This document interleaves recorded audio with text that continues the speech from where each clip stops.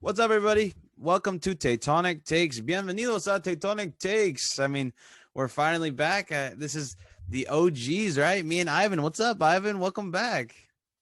All right, just where we left off back in December, talking about San Jose Earthquakes playoff exit to Sporting Kansas City, but a new season, a fresh start. I'm ready to talk about this game, and maybe it's for the best that our first post-game podcast was this one rather than Houston. Granted, I thought it was going to be the opposite. I thought we were going to struggle more in this game than against Houston. Yeah, and just to give my first impressions about the game, I just thought Dallas came out.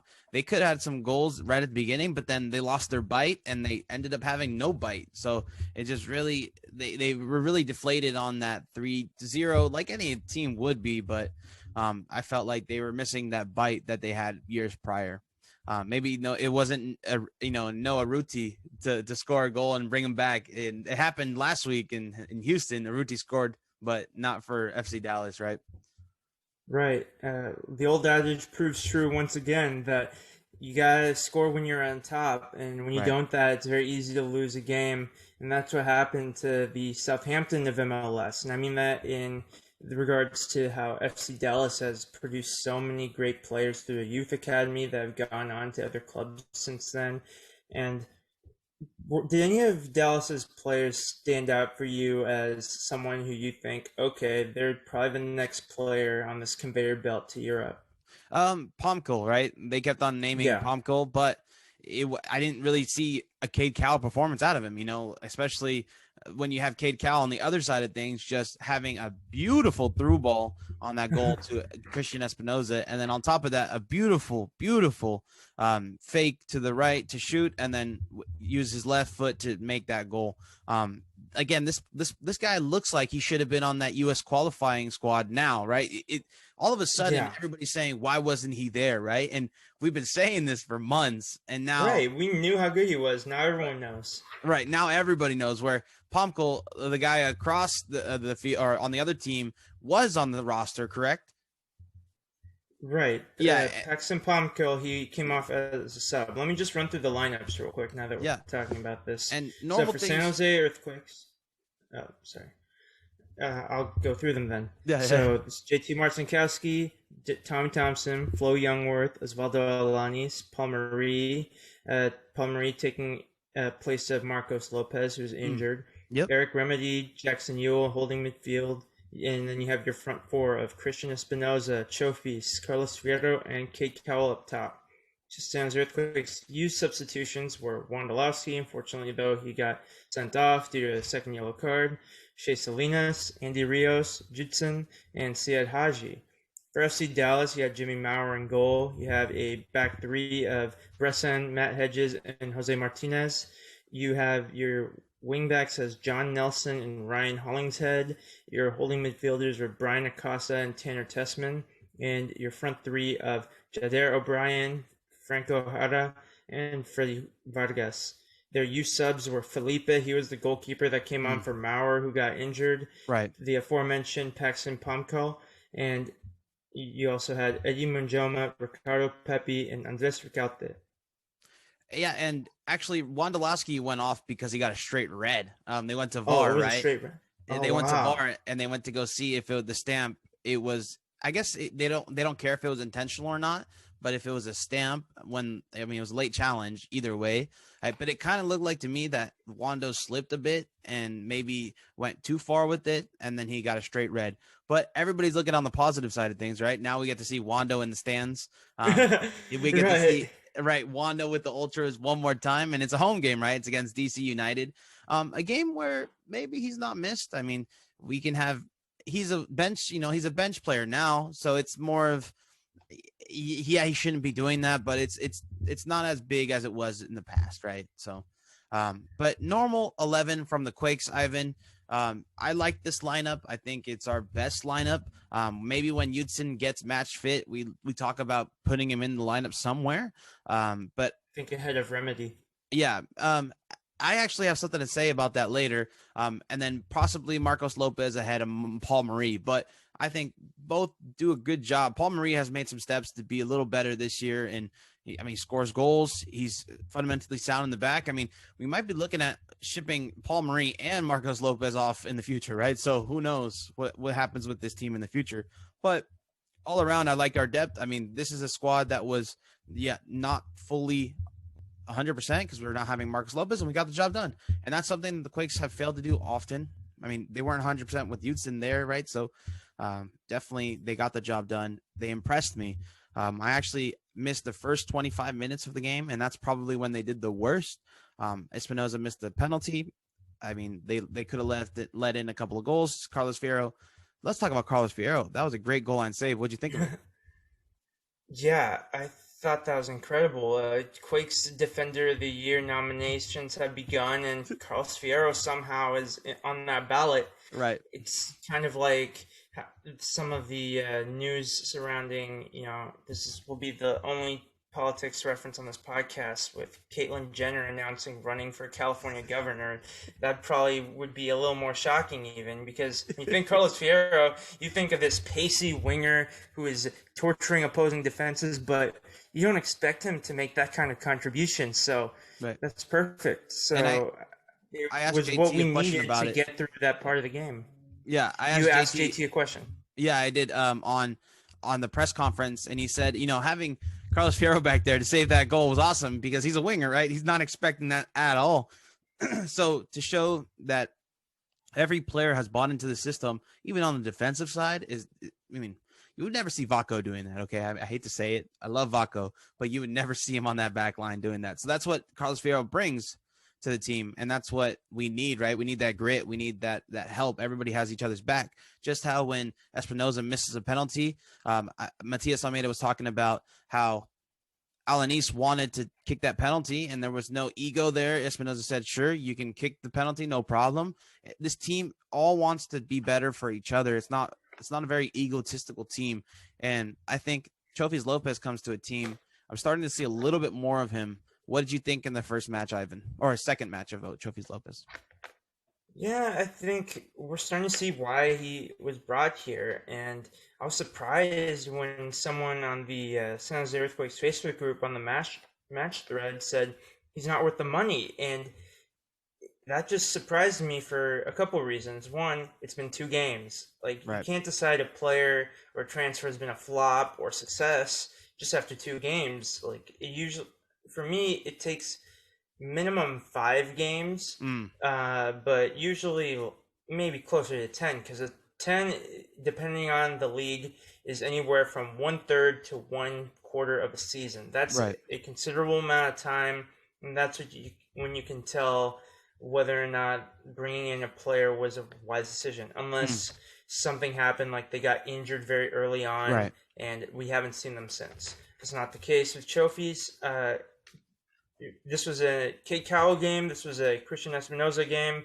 Carlos Fierro even had his goal line contribution on the defensive side. So naturally, Chofis, who had a lot of expectations, he has his price tag.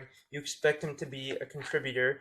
He hasn't had that opportunity yet to do so, but I'm sure he's going to get that opportunity. I don't see him as in the next Andy Rios, wondering why did we bring this player?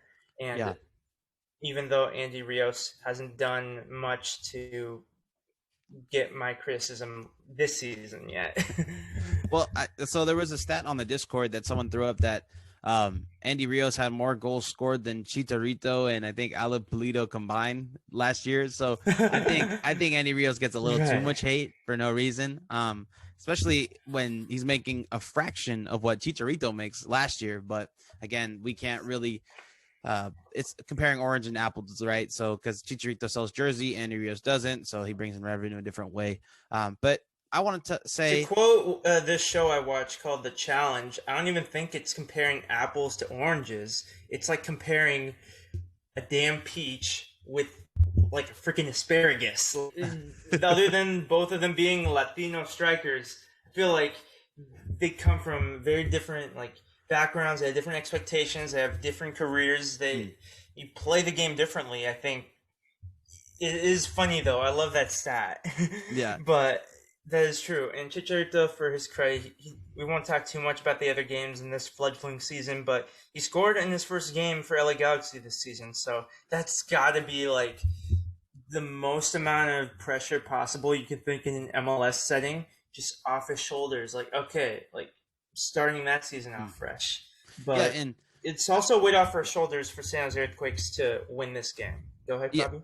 No, definitely. And Andy Rios, he did play at America, and Chicharito played at Chivas, so they played at the two biggest clubs in Liga MX at one point. So that's something. So maybe they're both in the I guess in that case it now. Is apples and oranges. Maybe apples and guava. No, it's something completely different. All right, but I think the yellow of America is close enough to the orange color, and then obviously Chicharito, Chivas, red and white would be apples. Yeah, okay. We've gotten too off track here, but okay, but I actually really enjoyed PayPal Park. Yeah, I really enjoyed Rometty. I thought Rometty was really good today. I thought he played a lot better than Houston, or what he did in Houston. I thought he looks like a great transfer all of a sudden in 1 week, right? So this is a little interesting tidbit. I think Rometty is going to start a little longer than expected because I think Judson is going to have to come on as a sub for, I want to say maybe 3 more games or 2 more games, because in the Matias Almeida press conference, he talked about how Judson came on as a right back to play in this game versus FC Dallas. And he actually didn't take off Rometty or Yule for Judson. So it seems like those positions are pretty concrete going forward, as at least for right now. So Judson coming in as I think it was a right back. I think he did a good job. I mean, I was like, wow, he's going forward. I never see Judson go that forward. But now that I realized that he was playing the outside back position, I understand why he was going forward. Because it looks like he was saying that two of our back outside backs are injured. I remember he was saying that Lucho Abacasis is injured, and so is Marcus Lopez. So possibly we might have Judson come in as an outside back to take over the substitute duties, because it looks like they might be out for a little bit. Right. So I think Judson, you think he's this all-around great defensive player. Mm-hmm. That's the reason why he's on this team. And that's why you'd love to sub him on for any tiring defender on your side to kill a game off. Right back Judson is an interesting experiment, though, because you imagine that there's going to be some wingers in MLS who would be thinking, okay, we got Judson, we know he's a good defender, but he's out of his position. He's used to being more central, so he doesn't know what he's doing against me. I'm going to put him on skates. That they might have those kind of thoughts when they see a player like Judson up against them. But I think Almeida has the utmost confidence in him, as do most Quakes fans, because, you know, this is what he's done since he's arrived here. But I don't judge midfielders playing defense anymore, because after what Boniek Garcia did to us last week, and he used to be a central attacking mid, so definitely he was playing center back last game, and he did a great job defending Cade Cowell. So I don't judge midfielders playing backs anymore. So speaking of Cade Cowell doing horribly last week, let's talk about the elephant in the room. Everybody knows about Cade Cowell now. It's the cat's out of the bag. It's a good thing and a bad thing. This is a good thing and a bad thing, right? I think it's bad because now Barcelona is going to call us tonight and want him first flight in the morning. Well, no, not like, really. Wait, hold up. What? Super League? Cade, do you want to come play in the Super League? All right. No, he's going to say no because he's going to want to play for the U.S. men's national team. Yeah, that's right. That's right. He doesn't want to miss out on the World Cup. Well, let's qualify for the World Cup still after we failed to qualify for the Olympics. But there's a position open on that U.S. squad. We'll probably talk about this later in Yanks or something for Cade Cowell to come in and take that starting position, because it's not the strongest position for that USA squad, but everybody knows now. You're on Twitter, MLS is posting about it. You're on YouTube, MLS is posting this highlight from this phenom, 17-year-old phenom, and I'm like, oh no, here we go. Guys, it's here. It's happening. All the hype we tried to make for this guy, all the hype that all of us talked about him, doesn't mean anything. Now the whole country knows about Cade Cowell. So I was looking at his Instagram yesterday. He had around 10,000 followers. And now he's probably at 13,000. So an instant, right? In one day, 30% of your followers increase. Everybody wants to talk about this guy. Everybody wants to get a piece of the media hype around it. We got to do our best to kind of, keep it a little lower. I think the man of the match today that the Quakes released, what's your guess? I mean, Wondolowski, because he got a red card and he is a badass. No, it's got obviously Cade Cowell. No, so where Carlos Fierro won man of the match, and I think that has a lot to do with Matias Almeida not wanting it to get to Cade's head, because he talked about in the press conference that he's always talking to Cade Cowell to make sure that he doesn't get in over himself, so he doesn't get too cocky, because that's the worst thing that can happen to a player that's so young, right? They get full of cockiness and they stop learning and they stop developing and they stop becoming the player that they can be. And players like Espinoza and Alanis, he was saying, always keep him humbled. JT always does a great job defending him. Always does a great job representing Cade. But Cade, again, they are protecting him a bit because he's so young, right? He's not even 18 years old. And we definitely need to be careful with the big media coming in right now, because I mean, if I saw a video saying a 17-year-old phenom and that was me, I would go crazy, man. I would be like, oh man, I'm the best in the world. So I can understand how he's feeling or how he stays humble. I mean, the guy goes fishing every morning, so it must be very relaxing, but no, kudos. Right. And due to the movie theaters being closed, like, he hasn't been to an R-rated movie yet since turning like 17, I bet, right? So, exactly. Wait, so you can go to R-rated movies at 17? I never knew that. Yeah, 17 was when you can go to R-rated movie. Oh, well. You needed to have a license. I forgot about that. I didn't get my license until I was 18. So when I tried to go into the movie theater one time, they said no, because you can't prove that you're 17. I'm like, well, shit. But I remember when I was 17, I was celebrating college acceptances. This guy is celebrating goals and assists in MLS. Right. This is incredible. And beautiful goals at that. They're not like these battered type of goals or battered assists. I mean, this was a very nice assist, and it's coming from a striker, right? So the U.S. men's national team is probably like, what? I've never seen Josie Altidore make a pass like that. So this is a good game. This is the game where we can say Cade Cowell starting to become brilliant, right? And right. Everybody knows now. So PayPal Park, Ivan. I mean, I'm in Japan. You're in San Diego. We're not there, but it's awesome to see people back, right? Yeah, exactly. It's such a relief to see fans in the stadium, to hear from our friends, our listeners, our colleagues on social media talk about going to the game, or their friends or family going to the game if they couldn't themselves.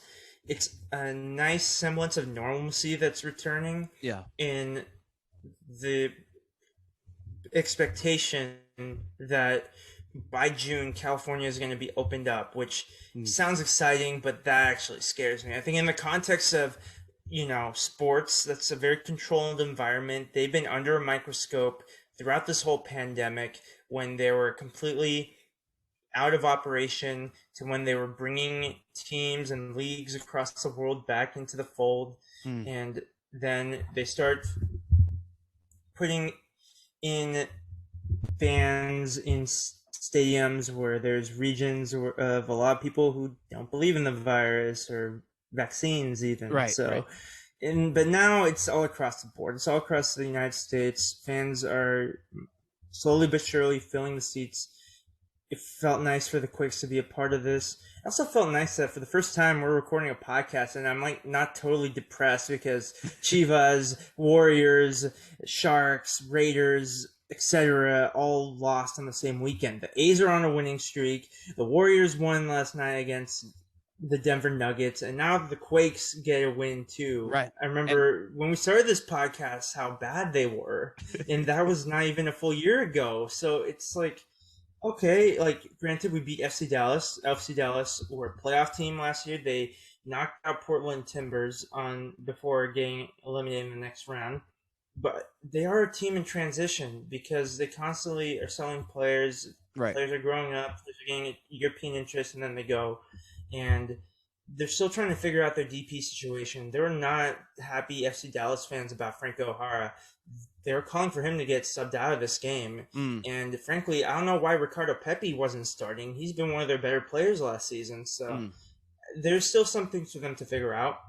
But it is clear that they are a Western Conference playoff level team. There's probably more playoff level teams in the Western Conference than there will be playoff spots this year now that we're back to the top 7 qualifying. So that was an important win. Games against FC Dallas, against DC United at home, even if they are, I mean, DC United weren't a good team last year, but I think any Eastern Conference might be a W. We need a W. Yeah, you need the W. Against Real Salt Lake, I expect the W as well, mainly because of the juxtaposition between these next 2 games and then the one after that is against Seattle Sounders. Yeah. If you can walk into PayPal Park on a Wednesday against Seattle Sounders, maybe you're a little bit tired, but you have 9 points out of a possible 12 from your first 4 games, it makes a world of difference, I think. Yeah.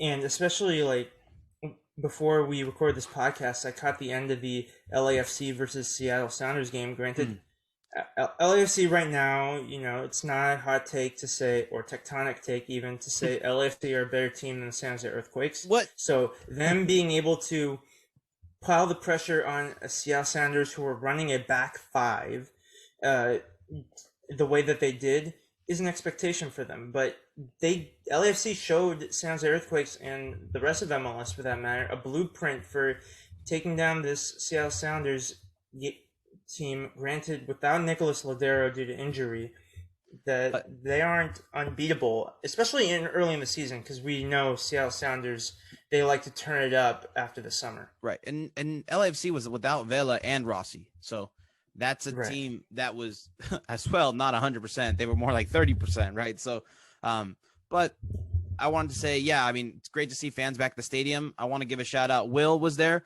Will from Tectonic Takes, and then Noto as well, Anthony Noto from Tectonic Yanks. They were both there representing Tectonic Takes, and they were giving lifetime live feeds of the game on Twitter. So if you're not following them, please do. We have their links in below, so we have their ads there. But actually, before we go any forward, Ivan, I want to thank all of our Patreon subscribers. I really do.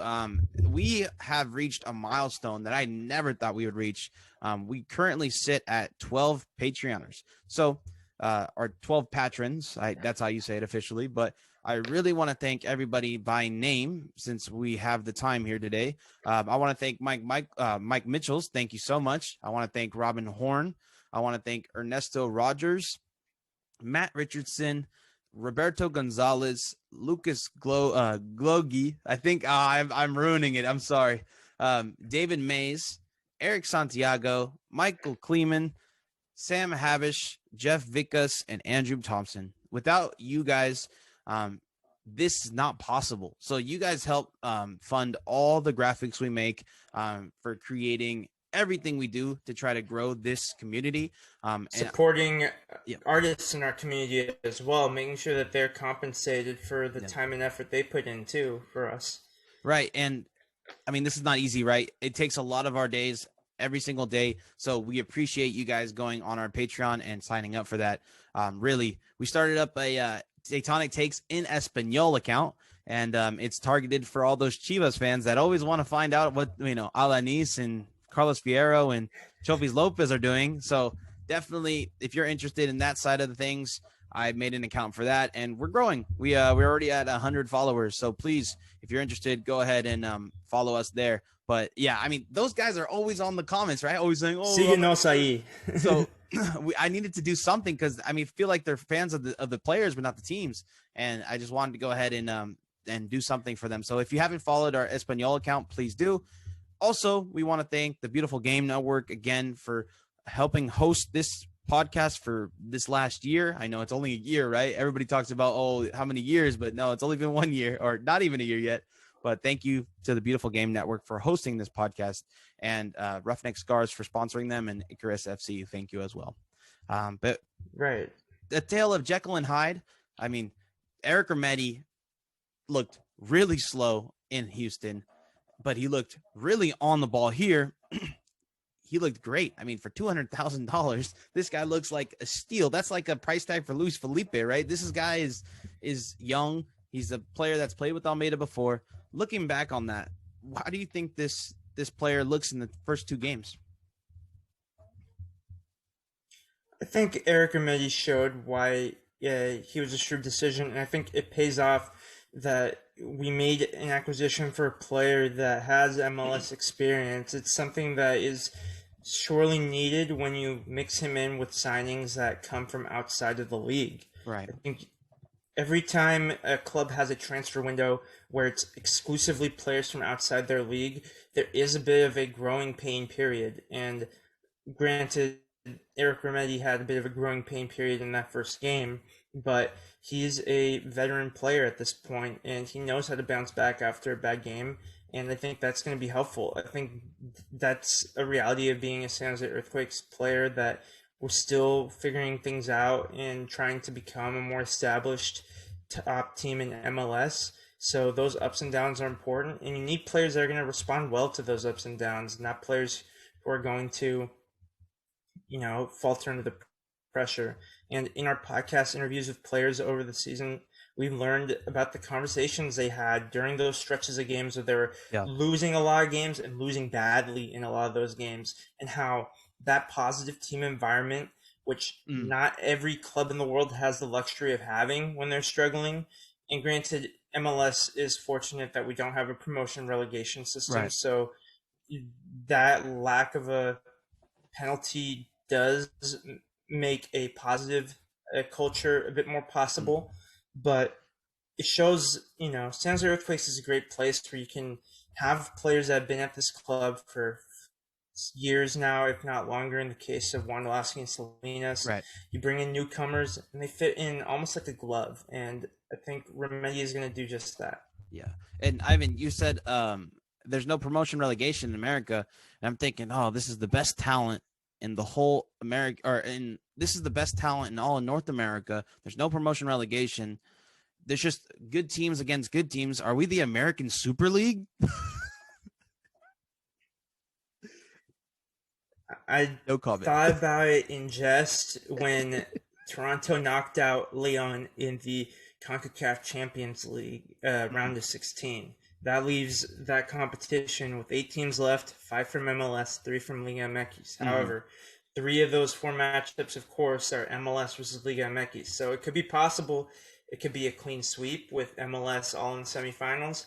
But on the other end of the spectrum, it could be 3 Liga MX teams against the team that had to advance from that one matchup against Toronto FC. So I think there's a lot of similarities between the way MLS's league operates and the Super League. And a lot of those similarities, of course, are negative traits. Right. But I think for the most part, there is a connection that MLS has with its fans that could not be replicated with a Super League. I think if you put any of those European leagues in a Super League, the relationships you had with your existing fans, generations of fans whose their great grandfathers supported Manchester United and Liverpool, it's going to be strained because they are holding on to the memory of what it once was. Right. And the new fans you're going to get, they're going to be gold diggers in classics. No doubt about it. If I were a fan today and it was a Super League and I knew about the history of the sport and how it's meant to be played, I would rather be an Everton or a Leicester City fan. So I'm so glad that it's not a thing as of now, and hopefully it never will be. Yeah, I kind of this is the part where I'm a little weird about it. I kind of liked I liked it a bit because the Premier League is won by the top 6 almost all the time. Leicester was such a sweet Cinderella story. And the part of me that loves kind of like this lower division, not as good as the top league soccer, would have loved, seeing what happens in the Premier League with all these teams gone, right? What would happen? Who would become the new Liverpool? Who would become the new not Everton, but who would become the new Arsenal, new Manchester Everton United would become the new Liverpool, literally. Right. So, but yeah, I think it is interesting to think about, but that's about as positive as I'm willing to go with it. I do want to get into a couple of our fan content that we have. So many of you know that we started a Tectonic Takes MLS Fantasy League. So I just want to provide a brief update for the very important announcement that I'm in first place, suckers, and I probably won't be the case after this week because, like an idiot, I once again Captain Carlos Vela, and he's still hurt. So if I'm still in first place after this week, I'll be shocked. It's going to be one of those, how many times are we going to teach you this lesson, old man moments, even though I'm only 25. But well, everybody needs to set their lineup. It's really exciting. I look forward to seeing how everyone does and what kind of players everyone picks. Right. And it's going to be a lot of fun, regardless of how well we do. It's going to be a great way to connect with players. Fantasy league players, but of course, fellow San Jose Earthquakes fans. Yeah, but going back any thoughts on the fantasy MLS? Is this your first fantasy season, or have you done this before? No, this is my first fantasy MLS season. I think I did it a while ago, but I didn't really pay attention. So this is the first one where it's like, okay, I know MLS now. But I know it a little more because ever since we started this podcast, I remember the first time we had it. You were asking me quiz questions about, all my information I knew, and I didn't know anything. But now doing this every single day, you definitely get a hold of it, right? But going a little back into the game, this was a yellow card frenzy. So if I asked you to name very quickly, if I asked you to name all 27 MLS teams today, do you think you could name them all? Yes, but I'm not going to because it's going to take too long. It's okay. Yeah, we won't do it. We are, running a bit low on time, but you can make your comment about the yellow card frenzy, and then I'll go into the fan comments that we have. Yeah, no problem. So the yellow card frenzy basically was, everybody was getting a yellow. Eric Rometty didn't get a yellow until at the very end, but there was a point where he was hanging on to one of the players and he didn't get a yellow card. Like the guy was holding on for dear life and he didn't get a yellow card, but he finally did when he poked the ball out. And so we had a yellow card. We had a 20 minutes Ryan Hollinghead. We had Brian Acosta at the 25th minute. We had Tanner Tessman at the 33rd minute. Then we had Eduardo Lopez at the 45th minute. And then we had Carlos Fierro at the 53rd minute. Shea Salinas at the 75th.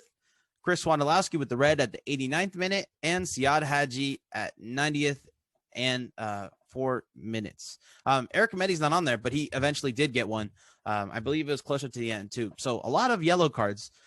You kind of want to see a little bit of grit from your team. But then once the yellow card accumulation starts getting worse and people get suspended, you don't want that grit, right? So it's definitely fun to see at the beginning of the season, but we'll see at the end of the season. But the shots on goal, right? The San Jose Earthquakes had 15 shots and 7 on goal. They had 16 fouls and 3 corner kicks. So overall, a great game from San Jose. I felt like they looked completely confident compared to how they did it in Houston. I really think now looking back, the rain had a lot to do with it, and also now they have a full 90 minutes underneath them, and they looked a lot better. They looked a lot crisper. We need to do a little bit better jumping out of the gate instead of like kind of walking out of the gate. So definitely we are most vulnerable when we start the game. And I think teams are starting to get a hold of that. And Right. going And into my man of the match, I think Cade Cowell deserves it. I think that he was a great player, did everything right this game. Was a little quiet. Sorry to blow your cover, Almeida. But was a little quiet in the first half. Had a great second half. But overall, I think he did a great job. Who do you think's your guy?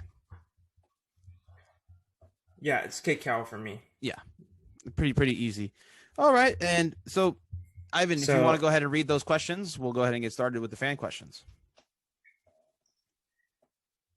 Right. So the first is a bit of a stat here. So Robert at Epicentered on Twitter said that this was the first time that the San Jose Earthquakes have been in a positive goal differential after their first two games since 2017. And then Brian Encheta Abawag on the San Jose Earthquakes Facebook group mentioned furthermore that it's the first time since 2016 that the Quakes have had a positive goal differential in April. So these are very depressing stats, but when I look back and I think of the last several seasons, it makes perfect sense. Like, yeah, we never start well. The San Jose Earthquakes, they've been on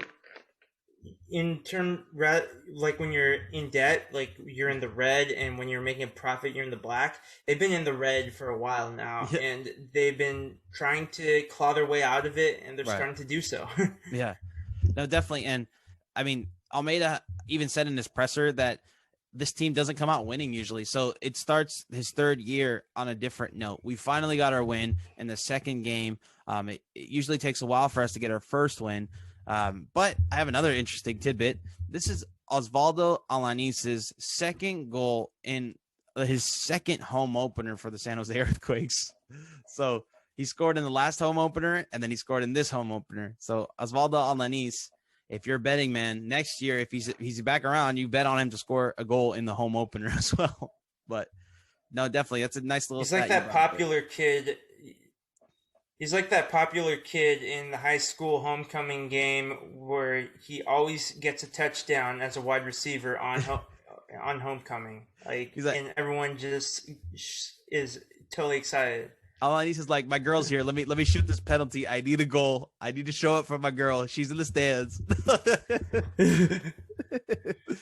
all right, Osvaldo, we love Osvaldo Alanis because he likes all of our posts on Instagram. So thank you, Osvaldo, for everything. Lucas Glogi said, regarding a tactical change in attacking and chance creation, in 2019, the Quakes created more opportunities and more shots.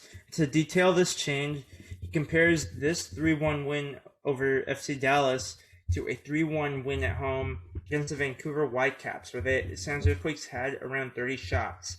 He says it feels like they've been turning down the general amount of aggression and pressure they used to have. What are your thoughts on that, Fabi? Yeah, it might have to do with Chofis Lopez kind of getting his feet wet still. I saw a couple of comments on Twitter before I brought the game up that he was walking out there, and I can see that. I can see how they were thinking that. Maybe it has to do with that he doesn't know his place yet. It also can have to do with Eric Rometty being new too. So I think it's too soon to kind of point this game to the Vancouver game. If you point at a game from later in this season and you say, hey, look, this is where we're at, and it works, or if it doesn't work, that's something we can look at. But as of right now, it might be too early to make a comparison like that. Fair enough. Yeah. And I just want to also request this to anyone listening. If you're going to call any athlete lazy, make sure you're very specific as to what you mean, because I can assure you 90 minutes plus of a soccer game, a lazy person can't do that. If you see a player walking every now and then, they're probably pacing themselves because you have to. You can't be sprinting for 90 minutes. Right. But in some cases, such as part of what I saw for Chofis, I do think some of the criticism is warranted. But like I said earlier, it's too soon to call him a bust or anything. Like, none of that stuff. We're going to see more about him in these coming weeks.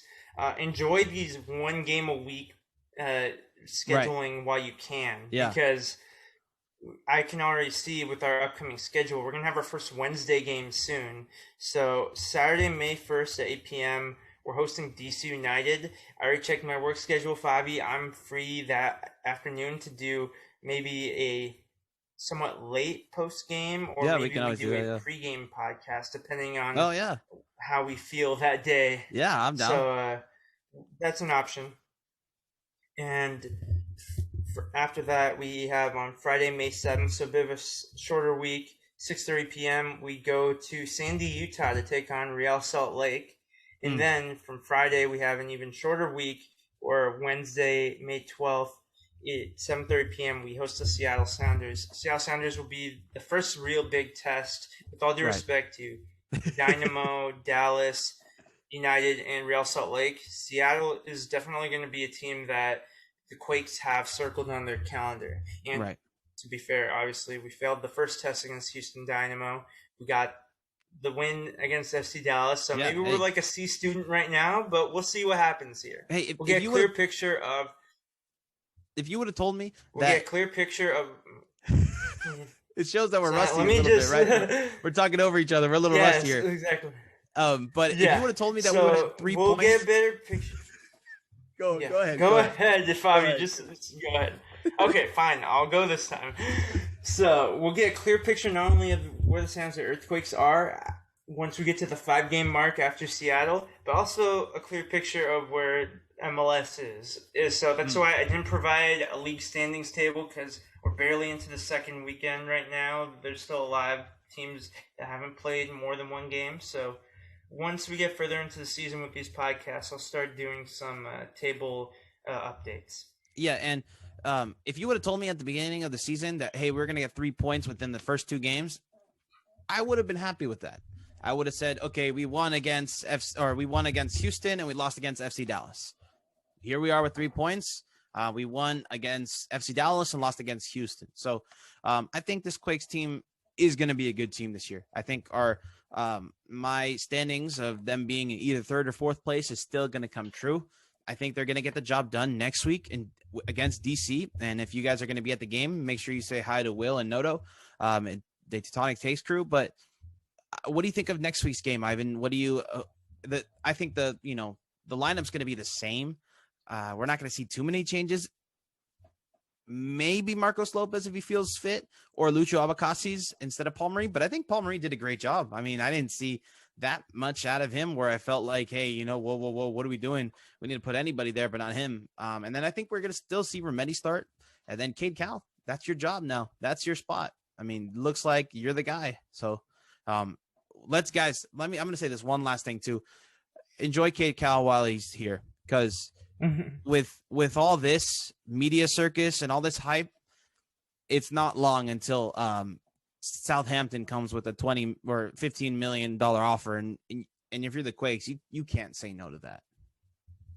Yeah, I think once Cade Cowell gets an opportunity that works for him, he's still very young, so the prospect of going to another country will be a big transition for him. But you can't hold back a player that has potential to be a great player, and whether that potential will be realized in MLS or elsewhere remains to be seen. So we'll see what happens.